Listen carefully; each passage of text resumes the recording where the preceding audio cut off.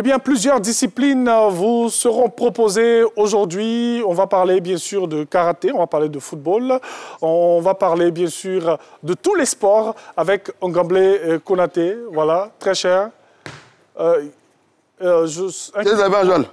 Blanc, bonjour. Un kimono, ceinture noire, voilà. Pardon? Ok, bonjour, bienvenue. Merci infiniment. Ok. Au Tamana. Ok. Tamana, c'est bienvenu. En pays, c'est nous faut. On était en Korogo. Ah, ok. Korogo, les éléphants étaient. Ben oui, oui, oui, oui. Donc, de Korogo, oui. On a laissé partir l'avion. Okay. L'avion est parti. Ok. Et nous, on est resté au Palais des Sports. Okay. Parce que la Côte d'Ivoire recevait le monde entier. Bien sûr. Donc, pour une compétition, pour 2 rendez-vous internationaux. Oui. Cadet junior, donc judo, donc Coupe d'Afrique, cadet junior. Et puis... D'où la tenue. Voilà. La ceinture marron. On a frappé les gens, hein? Ceinture marron, c'est ça? Qu'est-ce que ça signifie, là? Alors, la ceinture marron, juste après cette ceinture, ça veut dire que je passe à la ceinture noire. OK. Donc, ça, c'est la ceinture marron, 3e Q. Ouais. 3e degré. OK. Donc, ça veut dire que je suis un maître, enfin, pas encore un maître, mais un élève assidu. Vous êtes fort, mais vous n'êtes pas encore très fort. Voilà, c'est ça. Fort. Et donc, je suis au seuil de la connaissance. Oui. Donc, la ceinture noire, où il y a encore plusieurs niveaux, plusieurs Q. Parce que la connaissance n'est jamais, on va dire... Oui. Acquise. Acquise. Oui, oui. Donc, on continue toujours d'apprendre. Oui, bien sûr. Voilà. Donc, on a la ceinture noire, la ceinture marron, ensuite la ceinture... marron, non, on a plusieurs ceintures. On commence d'abord par la ceinture blanche. Oui. Donc, là, on ne savait rien du tout. Oui. Connaissance des là. Et puis, vous progressez. Ça, c'est nous, là. Hein? Voilà, vous progressez jusqu'à la ceinture noire. Vous avez premier dan, deuxième dan, troisième dan, les niveaux. Okay. Voilà. Donc, marron, ça veut dire que je peux vous sécuriser ici. Ah bon? Vous n'avez pas à vous inquiéter. Et au Palais des Sports, vous allez voir les images tout à l'heure. J'ai fait mal, hein? Ah bon, hein? Ouais. Et à côté de judo, on va quand même parler football aussi. Voilà, c'est pourquoi le ballon est là. Vous voyez un karatéka avec son ballon? Ouais. Ça fait un peu bizarre, mais bon. Oui, c'est ça. Alors, Ngamble Konaté, on l'a dit, avec lui, on va parler bien sûr de tout ce qui est actualité sportive dans notre pays. On va donc commencer par le judo, voilà. C'est vrai que je vais le titiller un peu aujourd'hui. On va commencer debout, après on va bien s'installer pour décortiquer cela jusqu'à la fin. Alors, le tour de l'actualité par le judo. Abidjan a abrité 2 compétitions, il a dit, 2 compétitions majeures hein, ce week-end. Très cher. Effectivement, il s'agit du championnat d'Afrique cadet junior et de l'Open de judo, bien évidemment. Oui. On va arriver. Vous ne voulez pas qu'on revoie quelques images, on regarde, quelques moments forts de ces 2 grands rendez-vous qui ont enregistré la participation de plus de 300 athlètes, 300 judokas venus de l'ensemble, on va dire, des différents continents. Suivons.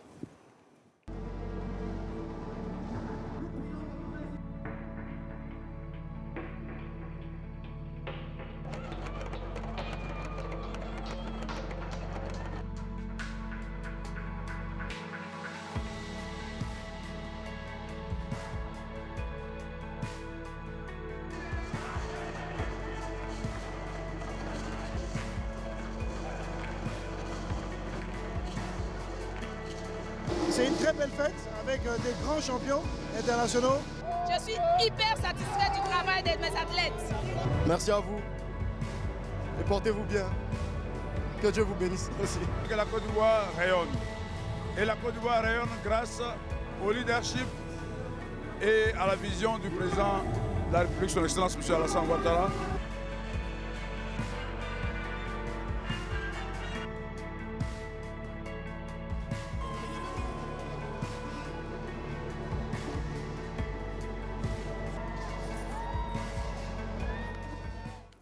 Voilà, Ngamble l'a dit, 2 grandes compétitions majeures pour ce week-end. Mais il faut le dire, une information qui n'est pas trop plaisante. L'Ivoirienne Zouleya Daboné n'a pas pu participer à cette compétition.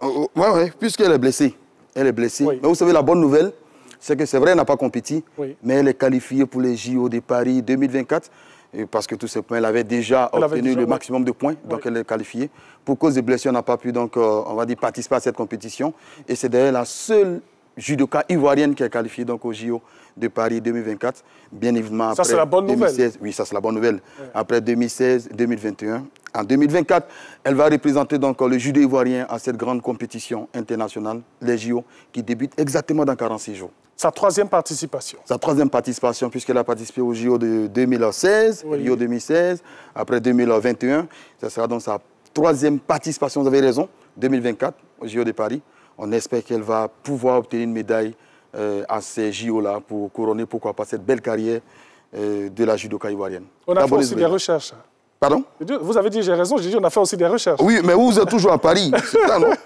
Alors, Ngambele Konaté, on va donc s'installer, on va donc s'asseoir pour la suite, parce qu'on va parler maintenant au football, avec des rencontres que vous aimez bien, voilà. Bon, généralement, les judokas, nous, on aime s'arrêter. Bon, on va s'asseoir. Non, aujourd'hui c'est un peu l'exception que nous faisons à la règle. Alors, du football à présent, les éléphants affrontent le Kenya demain mardi pour le compte des éliminatoires du Mondial 2026. Et effectivement, les éléphants sont donc au Malawi. C'est là-bas qu'on va affronter cette belle formation des Harambee Stars du Kenya.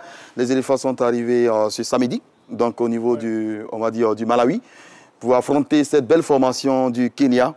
Ça sera donc demain mardi 11 juin, vous avez raison, sur le coup de 13h GMT, 15h heure locale parce qu'ils ont 2 heures d'avance sur nous. Donc, 13h GMT heure locale, on va dire heure ivoirienne. Là, on voit l'heure arriver. Là. Voilà, très bien.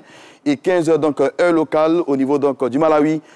Une confrontation, une rencontre qui compte pour on va dire c'est la 4e journée, puisqu'on a déjà disputé 3 journées, donc c'est la 4e journée des éliminatoires du Mondial 2026, vous avez raison. Et effectivement, c'est... Voilà. Bizarrement, j'ai beaucoup raison. Alors, Ngambele, avant, bien sûr, cette confrontation avec le Kenya au Malawi, il y a eu la rencontre avec le Gabon. Est-ce qu'on peut faire un petit point Ah, c'était à Korogo. Oui. Alors, déjà, il faut préciser que quand nous sommes arrivés à Korogo, c'est la première fois également que Sébastien Tedial, Ousmane Diomandé, tous les autres arrivaient à Korogo. C'est la première fois que Korogo recevait donc les éléphants de Côte d'Ivoire. C'était historique. Oui. Et c'est également la première sortie des éléphants au plan local après la Coupe d'Afrique des Nations. Donc, vous imaginez déjà que c'était un événement à Korogo. Bien évidemment, il fallait gagner pour assumer son rang, donc son statut de triple champion d'Afrique. Ce que les éléphants ont su faire face à une belle formation gabonaise portée donc par Mario Lemina et on va dire l'excellent joueur que vous aimez bien qui joue donc à l'Olympique de Marseille, qui a été donc meilleur joueur africain donc de la Ligue 1 française, qui a été également meilleur joueur et meilleur buteur donc de l'Europa League. Je vais parler d'Aubameyang. Donc malgré la présence d'Aubameyang et Mario Lemina, les éléphants ont su faire le dos rond dans le moment difficile. On a joué avec un système un peu difficile, 3-5-2 qu'on expérimentait pour la première fois. Oui. C'est un Samson plein, mais on a réussi donc à s'imposer grâce à un magnifique but. Ouais. C'était risqué de... Oui, c'était risqué, mais bon, vous savez que nous avons un entraîneur qui a une certaine vision du jeu. Oui. Et il a voulu expérimenter quelque chose, ça a fonctionné. On a gagné 1-0, c'est le plus important. C'est une compétition qui sera longue. Hein.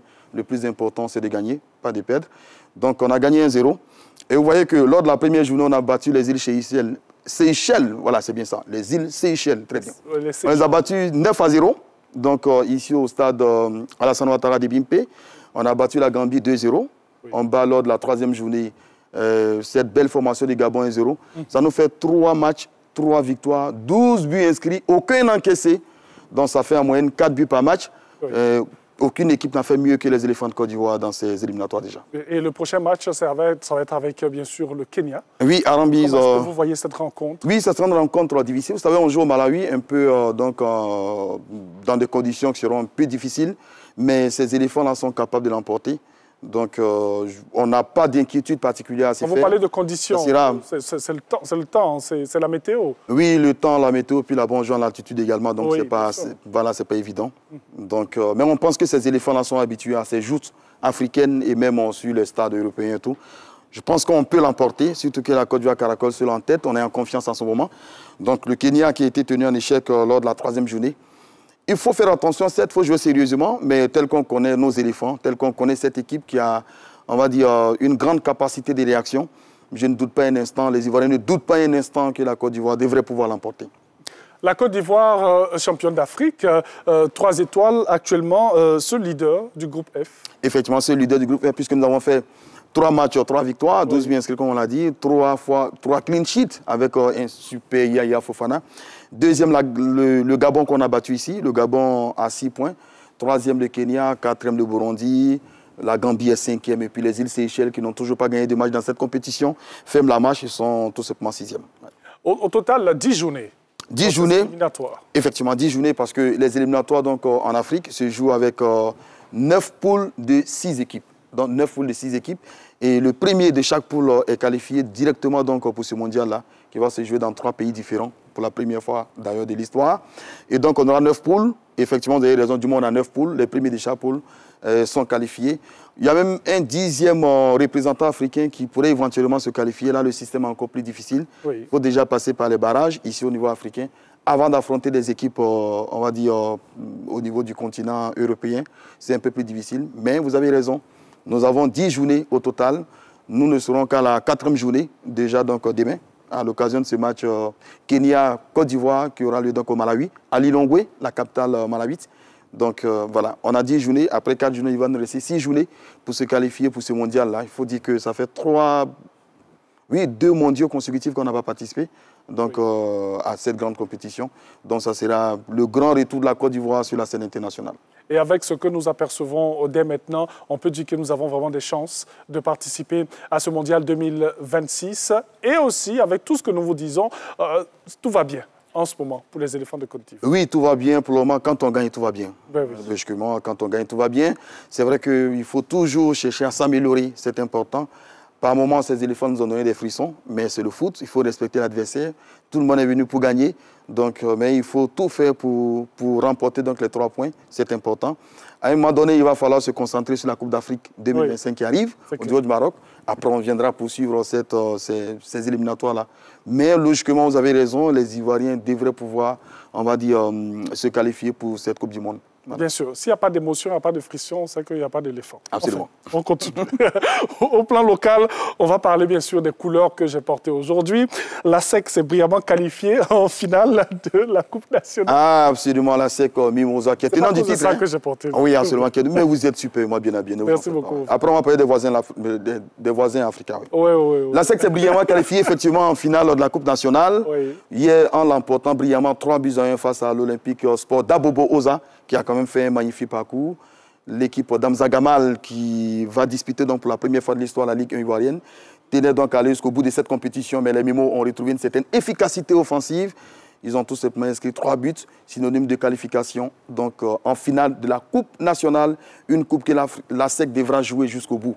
Parce que tout simplement, ils ont intérêt à gagner cette compétition. Bien sûr, pour sauver la saison. Effectivement, pour sauver la saison, puisque la SEC a terminé 4e de l'exercice écoulé. Le champion, il faut le rappeler, c'est le FC San Pedro. 2e, le Stade d'Abidjan, 51 points. 3e, le Racing Club d'Abidjan. Donc ces 3-là sont qualifiés pour des Coupes d'Afrique. Et la SEC a terminé 4e. Et donc, comme on a 4 places en Coupe d'Afrique, la SEC se doit de gagner cette Coupe nationale-là pour espérer donc arracher la 4e et dernière place qualificative pour une compétition africaine. Il faut absolument gagner tout simplement. Alors, dites-nous, pourquoi la demi-finale a été reportée? La deuxième demi-finale, vous voulez dire? Effectivement, la deuxième demi-finale qui est 100% Ligue 1 entre la FAD et la Racing Club d'Abidjan. Alors, tout simplement parce que, déjà, il faut préciser qu'on devait jouer dans la foulée donc, à 18h. Donc, hier à 18h. Cette compétition, sinon ce match a été reporté tout simplement parce que le Racing Club d'Abidjan compte 6 joueurs qui ont été sélectionnés dans les, on va dire, au niveau des U20 et U23. Et dans le règlement, si vous avez déjà plus de 3 joueurs qui sont appelés dans une sélection nationale, vous avez la possibilité donc, de demander un report parce que il faut reconnaître que le Racing Club d'Abidjan, sans Chris Wawa, sans Kanté Abdoulaye, sans Djira Abdoulaye, sans Bandama Junior qui ont été appelés en sélection A, qui évolue actuellement à l'étranger, ce n'est pas le même Racing Club d'Abidjan. Donc pour conserver toutes les chances de qualification en finale, ils ont demandé le report de ce match-là, le temps pour ces joueurs de revenir, et le match aura final. La deuxième demi-finale, bien sûr, aura lieu donc, le 20 juin. Voilà. Sur le coup des 16 au stade Robert Champoux de Makori. On va maintenant passer aux amis préférés de la SEC Mimosa. Voilà, ce sont nos amis de l'Africa Sport. En Ligue 2, le match US Tchologo, voilà, et l'Africa, enfin programmé. Voilà, c'est ça. On espère qu'après, voilà, il y aura une montée. Oui, on l'espère, mais il faudra mériter cette montée. C'est clair. Vous savez, quand l'Africa vient à Korogo, c'est le Poro. Vous venez dans la région du Poro. Donc vous affrontez US Tchologo. Vous savez, Tchologo, c'est le nom qui a été donné à cette belle région donc, du district des Savanes. Tchologi, en Sénéfo, c'est tout ce qui entoure en fait le Poro. Donc c'est sacré. Dans cette équipe, on ne la bat pas comme ça. Il faut que les membres associés le sachent.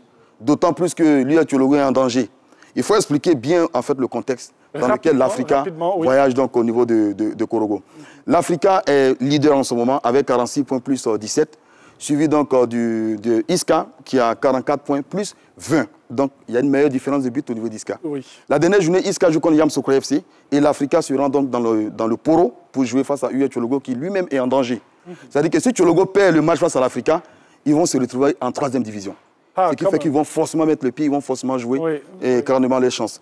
Et l'Africa se doit de gagner Parce que si l'Africa fait un match nul et qu'au même moment, Isca s'impose à Yamoussoukro, c'est Isca qui monte donc en première division. C'est beaucoup de calculs. Mais bon, voilà. On verra bien ce qui va se passer avec la calculette. On va rapidement terminer avec la Coupe nationale de Maracana. Les qualifiés de la zone d'Abidjan sont connus. Effectivement, sont connus. On a surtout 4 qui se sont brillamment qualifiés hier, on va dire durant 48 heures de compétition au niveau du complexe Jesse Jackson de Yopougon. Il faut dire que le champion en titre, enfin pas le champion en titre, le récent champion de Côte d'Ivoire, les amis du 16e, sont en difficulté. D'Aboyi Poleri, comme on le voit en ce moment, donc a raté son pénalty. Du coup, ils ne sont pas sûrs de se qualifier. Il faudra attendre le 22 juin prochain pour voir si éventuellement ces amis du 16e qui sont champions de Côte d'Ivoire pourront disputer les phases finales de la Coupe nationale prévue le 20 juillet ici donc à Abidjan.